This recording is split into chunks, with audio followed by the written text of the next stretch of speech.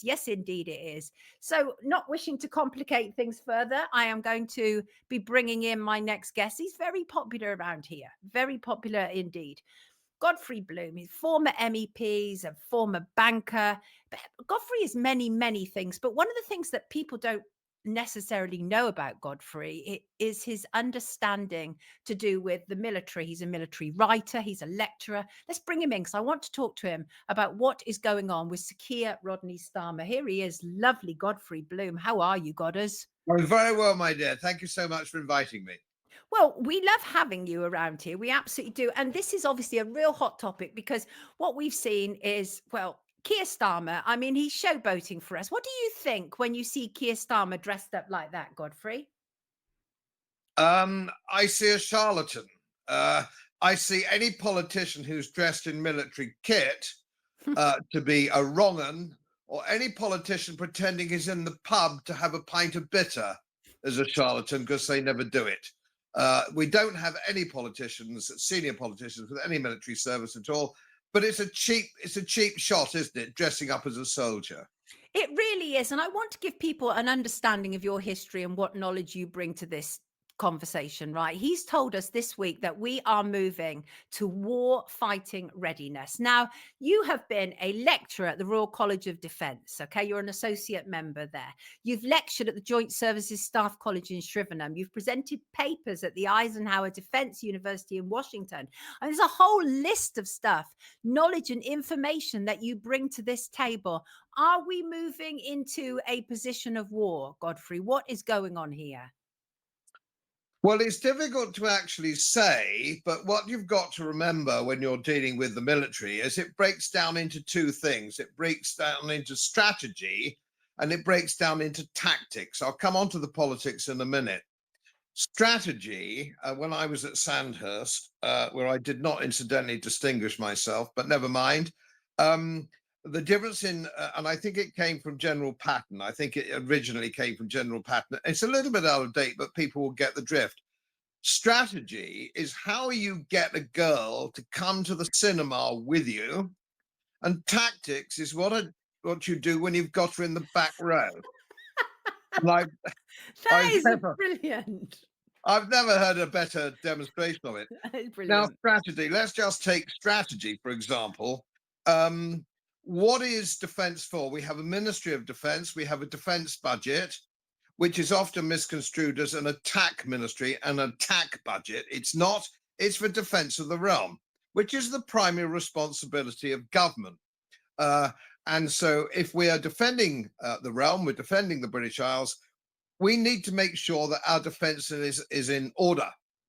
So we have to make sure that our Air Force is up to date, our Army is properly equipped and of a decent size, and our Navy likewise. Now, what people who without military experience or knowledge, they always make the mistake is they think that you can turn it round on a sixpence. Our military forces have been abandoned virtually for decades. It's been cut after cut after cut. And so consequently, our military isn't up to scratch, and our Navy isn't up to scratch, and our Air Force isn't up to scratch, for the simple reason it's had no money and it's had no resources.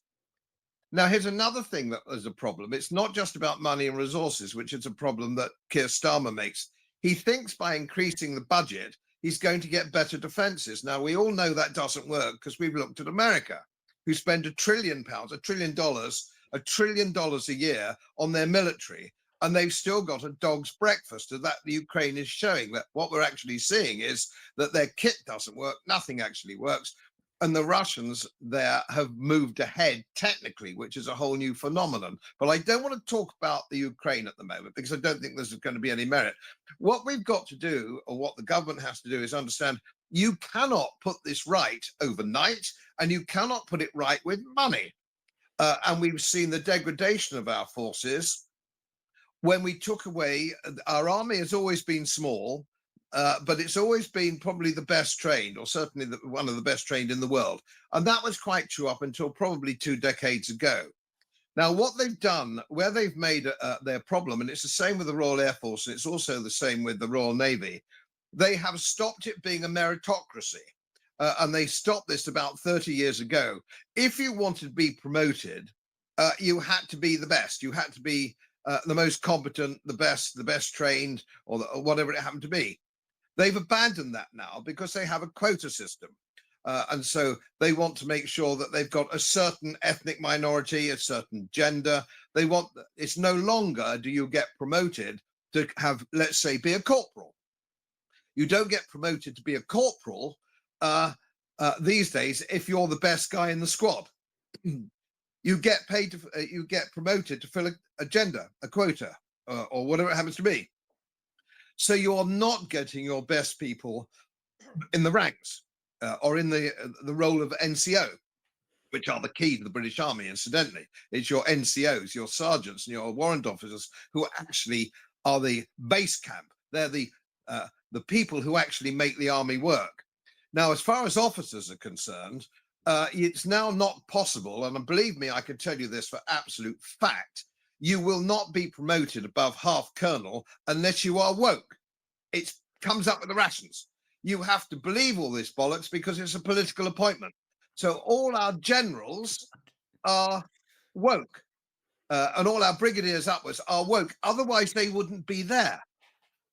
That is an absolute fact. We know that because we've entered Pride Month and all manner of people are tweeting, including our secret services, for goodness sake. So I know that is a fact.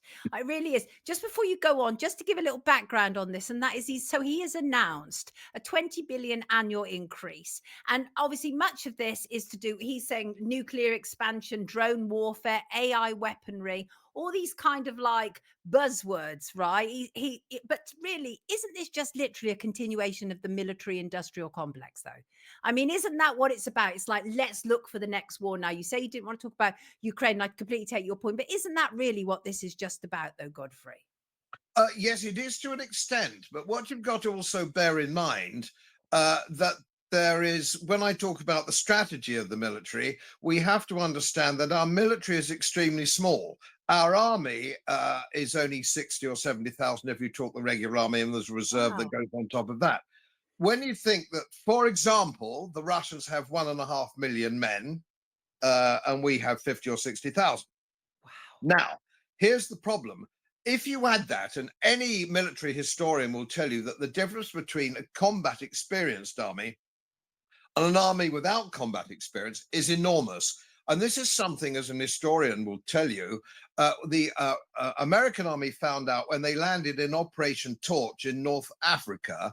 The 8th Army had pushed Rommel right across North Africa, and Operation Torch was coming in from Northwest Africa, and the Germans turned around with many fewer men and less equipment by that stage, and gave the Americans a bloody nose because everybody in the American army hadn't had any combat experience.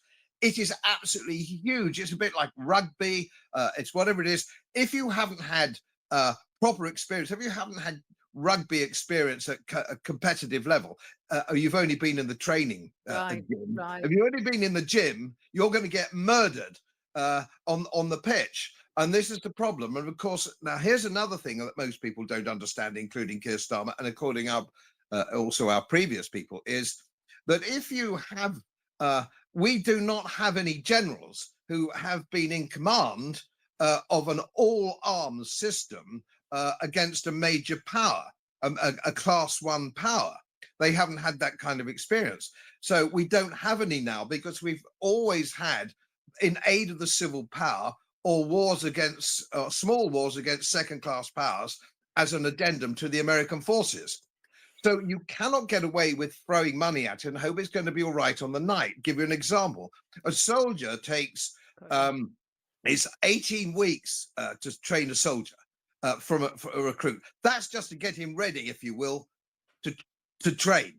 It takes 18 weeks to get him to be the very bottom rung. Then he has to go special to arm, and so it goes on.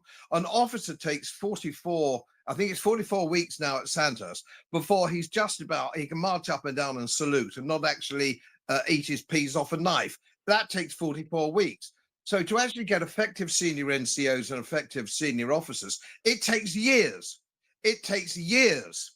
And so consequently, we can't ever begin to meet the foeman Now, what I would suggest here is, why do we need to meet the foeman?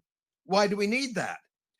We have most people in this country, most people watching, for example, don't have any argument with anybody else. We don't want a war with anybody else. I Right, don't want a war with anybody. We don't right, want a war. Nobody right. ever wins a war. And I've written about this. I've been published on this. Nobody really wins wars. It's a catastrophe for everybody. A lot of people die, and no good ever comes of it. So don't let's have a war.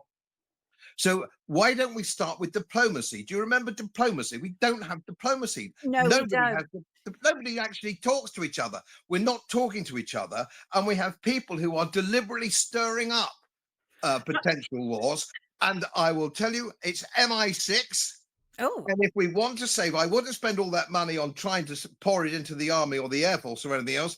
I would disband MI6. It's oh, MI6 and the neocons in Washington who want war. Nobody else wants war. So well, let's stop having wars. that's, I mean, that very interesting. I pretty much support you on all that, but they are talking their war talk. So what we have, for example, is Labour Defence Secretary John Healey. He's talking about a new era of threat. And when he talks about that, he talks about Russia, China, North Korea, Iran, all the usual bogeymen that they like to throw at us, right? But it just appears to me to be an absolute cycle. And I think one of the things that we never seem to get to the bottom of is how compromised are politicians in terms of the military industrial complex. You know, what's their involvement, how much money is being made, because there appears just to be an endless cycle. Godfrey, we sell weapons, we drive people from their homelands, and then we reject them, like we did with the Palestinian children as one example. And it just seems to me just to be the UK's continued commitment to warmongering. And Starmer's doing it, and now his defense secretary is doing it. So somebody seems to want this war, even if you and I don't. Well, when you're dealing with, certainly in America, $1 trillion a year, and Right. when you're dealing with that buys politicians. Got to bear in mind, politicians come quite cheap because they're so ghastly. Uh, and if I had Colonel McGregor on my channel a little while ago, and he said, Godfrey, you haven't been to Washington, I know, for 4 or 5 years, 6 years. You wouldn't believe the houses now from relatively impoverished congressmen who are now in Washington, who have huge houses with swimming pools and all the rest of it. And it all comes from the industrial military complex. And you happen to mention Palestine, you mentioned Gaza and these things. It's the same thing. You have Israel is now, and the Zionists are virtually running these policies for America. And as always, of course, we go along with the Americans all the time. So we actually now have the degrading spectacle, the embarrassing spectacle of the Royal Air Force actually arming and running ammunition and ordnance to Israel so they can kill women and children in the Gaza. That is appalling and embarrassing for our nation. And it's all done by a small number of people who hold the levers of power, and especially editorials in what should be a free press. Boris Johnson and before him, and now the defense, Spot on. the defense, absolutely disgraceful. And I'd like to know how much they're being paid as well. Uh, uh, we know that it's all under the table in order to support this. And I don't believe it's the will of the average American citizen. I certainly don't believe No, it's no. the will of ordinary British people to bomb women and children in Gaza. That's got to be wrong. It's immoral. I don't believe any Christian could believe that is a good thing. But I don't want to fight under people. I don't want a war. Don't let's stir it up. And as I say, the safest thing we could do, forget spending money on more bombs and missiles and all the rest of it, disestablish MI6 and do it now. Powerful statement. War, war, war. Fear, fear, fear. Live in the now. They try keeping folk in fear, fight or flight. It feels like a psychological operation when he got up there and the people behind him, I don't know if you saw the people behind him, they were like, where the hell am I? How did I get pulled into this? Have to stand behind Starmer. But it felt like a psychological operation, especially when he started with, we're moving to war fighting readiness. That's fighting talk. And yet fighting talk from probably the weakest prime minister that we've seen in a very, very long time indeed. So I am worried about it. I feel that they're trying to provoke us. I mean, there is an element of fear mongering as well, isn't there, Godfrey? Yes, of course. We've seen the biggest propaganda exercise in the last 4 years that we have seen since Yes. 1914. Since 1914, every newspaper is in favor of the Ukraine war. Nobody is speaking out about the genocide in Gaza. There's a massive silence when it comes to the press. And if I may just make an observation, which some people might think is a relatively cheap shot, but I do believe it to be so. The more people talk about war and talk up war, are normally the people who are the most spineless individuals. Now, I don't know whether you saw that clip of Keir Starmer on the boxing bag. Did you see that? Uh, No, what talk to Boxing, me. it's there. It's easy to find. Keir Starmer boxing on the bag. He was obviously Oh, useless. no, I know the one. Yeah, I mean, this is a guy that's putting us on a war footing. All right. He couldn't punch a hole in a bloody grapefruit. The I bloke's know. completely bloody useless. But there he is, sporting himself in military uniform, trying to look like a tough guy. I'm 75 years old. I used to box years ago in the army. He wouldn't go one round with me now, No. 75 years old though I am. No, people are suggesting that you need a Judge Rinder type show. I agree. We love you around here. We absolutely do. Let me read you some of these comments. And again, I think this echoes what you've just talked about. Shug said they're using the same nudge techniques as they did to, back in C19, and it's to foment civil war. So we're also seeing that. I mean, since Starmer's been in, Godfrey, it's only since July last year, so much has happened in the country. It's like we had a period of not much appearing to happen. Then suddenly people are, terrified to write on social media because of the fear. People are demonized as far right for standing up and asking questions about uncontrolled mass immigration. And I just feel that the British people are under attack. I mean, you're able to give us a much bigger picture than that. Does it feel like that, though? Are we under attack? Like, really? Well, yes. Why is it our politicians hate us? Yeah. They seem to hate what you and I would call middle England. We're all sort of going about our business. We work for a living. We've got kids, we've got families, we've got grandchildren. It's a very liberal society that we've always lived in. And I use that word in the old fashioned Gladstonian sense. It's a very nice country to live in until rising. Now we're frightened to say anything. We're frightened to speak. Fact. We're frightened to put anything on social media because Keir Starmer clearly hates us. Why does he hate us? Why does he hate us? What have we done to him? I suspect it's because he had a warped childhood, was duffed up at school. There's something fundamentally wrong with him. I don't believe is what we used to say unfashionably years ago. He's not a proper chap. Oh. He's not a proper chap. Not quite. I think I kind of know where you're going with that. Yeah, not necessarily where I'm coming from, but that does remind me because I think it's interesting that he gave that press conference and it immediately took all the Starmer arson off the front pages. And obviously, we have to be careful because it's a live case and all of those things. But without us getting into any trouble at all, that is very convenient, isn't it? It wiped all of that off the front pages. All the questions that were being asked about why is this gaggle of young men all appear to know about Starmer's whereabouts, his home, his old car, and everything else. Any thoughts on that without us getting into any trouble? Well, it's as old as the hills. If you want to take people's mind off what the real problems are, what the real issues are, you talk up a good war. And it's been going on since probably the beginning of time. The classic, more recent example that people will remember, of course, General Galtieri in Argentina, who was grossly unpopular. He'd killed thousands and thousands of his own people, known over there as the disappeared one. I've just got back from South America, by the way. But so he was desperate. So what he did is he actually started a war to try and get people together. It's one of the, what they would say, it's the oldest trick in the book. Let's talk up a good war and it'll take people's minds off. But what people have got to bear in mind, in order to fight any serious war against a serious first-class power, you would have to have conscription. You would simply, as we did in 1914, in fact, 1915, when conscription came in, and again in 1939 with the same legislation. Do you want your children, do you want your grandchildren to go and fight in a war somewhere else? Because they're not coming here. Right. The Russian Federation has no intention or no desire whatsoever to invade Great Britain. But if we go on, if MI6 goes on prodding them, goes on doing this, I'm afraid we're going to see a change. They might just say, we can't go on. I gather we've just sent something like 100 new drones or 1,000 new drones to the Ukraine. We're sending money all the time, which we can ill spare. Sooner or later, the Russian Federation will say, these people need to be punished. And they're going to punish it. And they'd be justified, for God's sake. They'd be justified. Why can't we mind our own business, defend our own island, which I'm all in favor of doing? We defend our own island, but we don't want to fight other people's wars, particularly the ones that the Americans choose. Have you ever thought about going back into politics? I think you'd really get some backing, because the thing is, you were ahead of the curve, right? So a lot of the stuff that's now being discussed is what you were prepared to discuss, a decade ago. Have you ever considered going back in?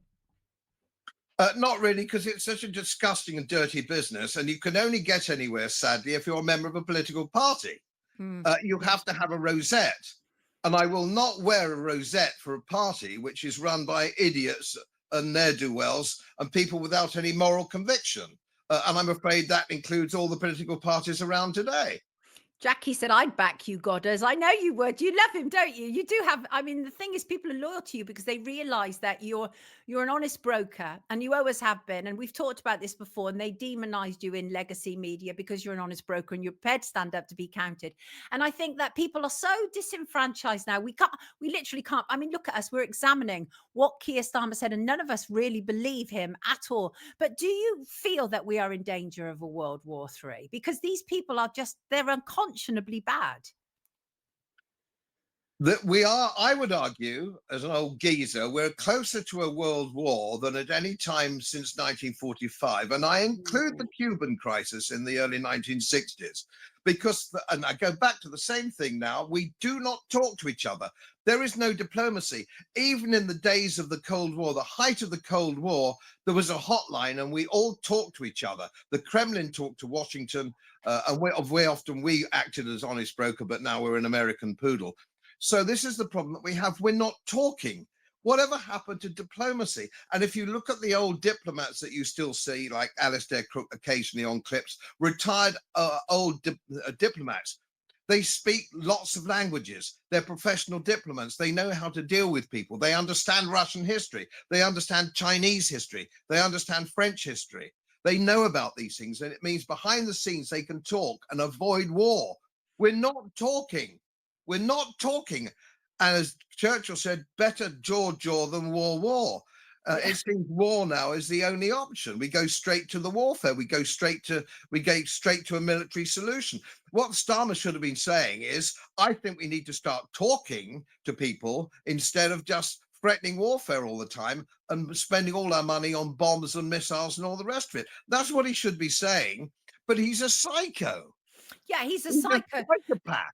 And also not naming anybody, because we have defamation laws and all that sort of thing. But obviously, and I think Jackie just reminded me about this, is we do have to be careful, because a lot of our political class, we know, are either being bribed or blackmailed, or they're compromised in some way or another. So again, it's a terrible situation that we find ourselves in, really. What is the solution? Is there a solution? Because these people are making decisions on our behalf that we don't want, like they did with Ukraine, loads of money that was needed back here. Is there, what can we do? Reform? Are they any use, in your opinion? Well, they keep pivoting, don't they? I supported reform at the last election. I said they only game in town, and slightly reluctantly, I have to say, but they're going to do one thing, and that is they're going to deport anybody in this country who is here illegally. That was their prime platform. They've changed that view now. They're saying, they're wringing their hand and saying, oh, what can you do? Maybe if we get into power, we might try to do that. So can they be trusted? And then, of course, they lost some of their intellectuals. Ben Habib, Rupert Lowe, who are wonderful spokesmen, hardworking politicians, the sort of people that could make a cabinet. Who are they? Where are they now? How can they form a cabinet? It's all, Nigel Farage is going to be the next prime minister and all this kind of thing. But you have to have a cabinet. It's how the country works. I think the only way that we can get out of this, and I would argue that perhaps we need a general strike, the sort of strike we had in 1926, only one that works, and everybody will have to join it. Everybody will have to join it and say, no, we're striking. We're not going to pay any tax until this lot start doing what the ordinary people of this country want. I wish they all played golf and buggered off on golf holiday. We have too much government. There's too much government. There's too many nosy people, and nobody has a moral dynamic. And I don't know how you install a moral dynamic with people who don't have one to start with. And that's why you have sociopaths and psychopaths who seem to get on in politics, and people with rather dodgy sexual predilections, I would suggest, which is why the Epstein files haven't been released. How many of these people, oh, my dear lady, of course, you've done so much good work on this yourself. I know that you know that these people are odd, weird, and therefore blackmailable. Therefore blackmailable by the World Economic Forum and all the other ghastly people that run the planet. BlackRock, Vanbrugh, Bill Gates, who's just got back from Singapore and persuaded the president or prime minister of Singapore that we're going to have a pandemic at any moment. Yes. Well, he would, wouldn't he? That's what Bill Gates does. They're gearing us up again, but it can't all be doom and gloom. There has to be some good stuff, because there's people like you who are prepared to stand up to be counted. So it has to be some good stuff. What do you feel that we can do as people? Because there is a sense, obviously, that we highlight what's going wrong, but we really feel we want to be able to do something. And I'm not really sure that there is anything that we can do. So let me ask you this. The next time that they start their war talk, what would be your advice for the person listening to it? Because let me just say this, and that is, I had a conversation with a friend. She was terrified to hear what Keir Starmer was saying the other day. Terrified. So what would be your advice the next time they start their war talk? Well, there's one thing I can perhaps put everybody's mind at ease on this. For us to be banging the war drum in the United Kingdom with the state of our armed forces in the current circumstance is like me putting on my boxing trunks and my gloves again and having a crack at Mike Tyson. Don't worry, it won't happen, because it can't happen. It's all bullshit. You are your fiery self, aren't you? We love having you around here, Godfrey. Come back again soon. Is there anything you want to add before you leave us today? No, but I do like to just pay tribute to your channel, because you are one of the few independent journalists that we should have. And what we do need, and I said this on another channel somewhere else, if we had an independent free press run by people like you, that would get us out of these problems very quickly, because it would give real information, genuine information, honest information in our editorials of our newspapers and our television sets. And we don't have that. So let's start with one thing. I was speaking at a dinner the other day. Okay, you want to do something. The going thing at Asterisk Management, of course, used to do it. What is the doing thing when you stop watching this clip? Right. Don't pay the BBC. Love it. Don't pay the BBC. That's something you can do straight away. Exactly. Absolutely. Talk with your wallet. That's perfect advice. Merv said, from one old geezer to another, thank you for being here again, Godfrey, and for making Sonia laugh. He does make me laugh. It's a fact. And Hope wants you to know that she loves you.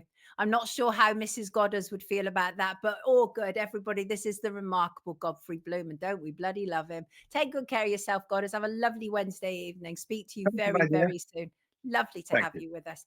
Lovely. He proper needs. I mean, if I was a commissioning editor on legacy media, I'd bring him in. 100% I'd bring him in, because I know he can get people talking. He's great at it. Absolutely great at it.